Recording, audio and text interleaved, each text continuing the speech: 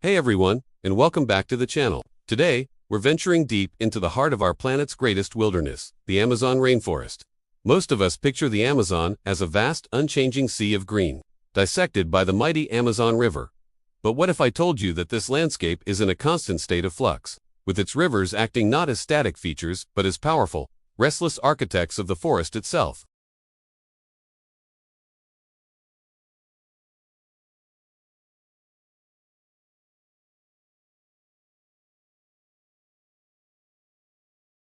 The Amazon basin is home to what are known as meandering rivers. From high above, they look like giant snakes slithering across the land.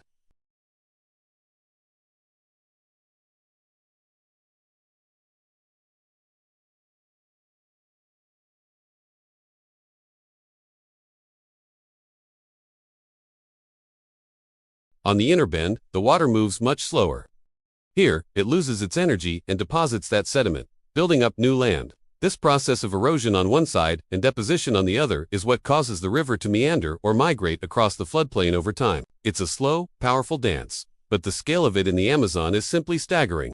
We're talking about rivers moving laterally by hundreds of feet, even miles, over the course of decades. To truly grasp this, you have to understand the sheer power we're dealing with.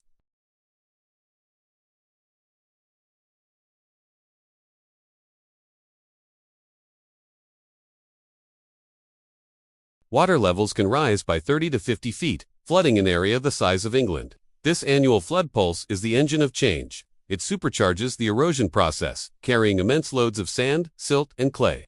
Think of it as nature's own large-scale construction and demolition project. The force is so immense that it can trigger what's called a neck cutoff. This happens when a meander loop becomes so extreme that the river decides to take a shortcut, punching straight through the narrow strip of land, or neck, separating the two bends.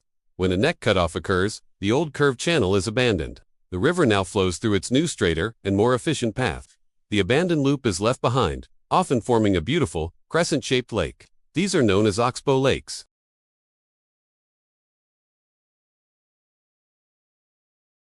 They are vital ecosystems in their own right, becoming serene havens for wildlife like giant river otters, caimans, and a vast array of fish and bird species.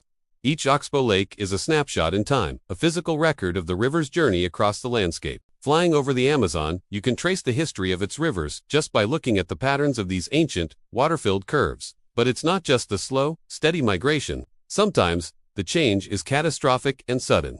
This is a process called avulsion. An avulsion is when a river completely abandons its current channel and carves an entirely new one, often miles away. This can happen during a massive flood event, when the river breaches its natural levees, the raised banks of sediment built up over years. The water pours out onto the floodplain, seeking a steeper, more direct route. Once this new path is established, it can become the river's permanent course. Imagine waking up one day to find the colossal river that flowed past your village is now just a trickle, and a new river is raging through what was once a forest or a field several miles away.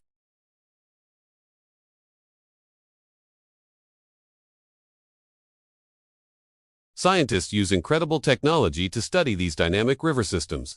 Satellite imagery, especially from programs like Landsat, has been a game-changer. By comparing images taken over years and decades, researchers can create time-lapse animations that show the rivers writhing and shifting across the landscape. It's like watching geology happen in fast-forward. They can measure the rate of bank erosion, pinpoint where new channels are forming, and predict which areas are at risk of future change. This data is not just for academic curiosity.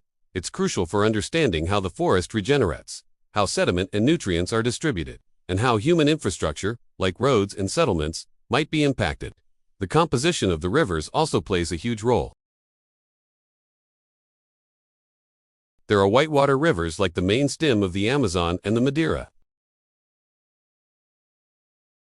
This is because they originate in the Andes Mountains and carry a heavy load of nutrient-rich sediment.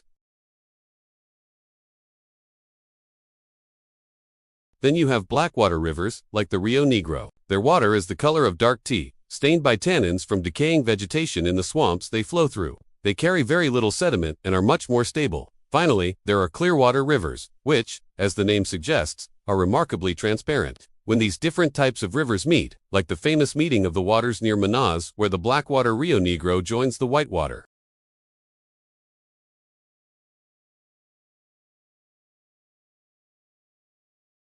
This constant shifting has created one of the most complex and diverse landscapes on Earth. The floodplain is a mosaic of habitats at different stages of succession.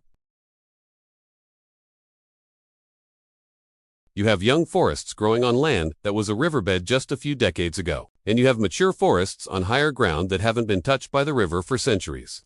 Each of these habitats supports a unique community of plants and animals. This perpetual disturbance, this cycle of destruction and creation, is paradoxically what drives the Amazon's incredible biodiversity. The river is both a giver and a taker of life, constantly resetting the ecological clock and creating new opportunities for life to flourish. So, the next time you see a picture of the Amazon River, remember that you're not looking at a static line on a map. You're looking at a living, breathing entity, a colossal force of nature that is constantly sculpting and reshaping the world around it. These shifting rivers are the arteries of the rainforest, delivering life, nutrients, and change.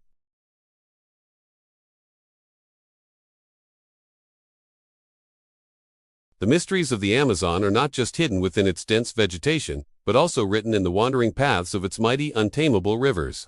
Thanks for joining me on this journey into the heart of the Amazon. If you found this as fascinating as I do, make sure to hit that like button, subscribe for more adventures, and let me know in the comments what other natural wonders you'd like us to explore next. See you in the next video.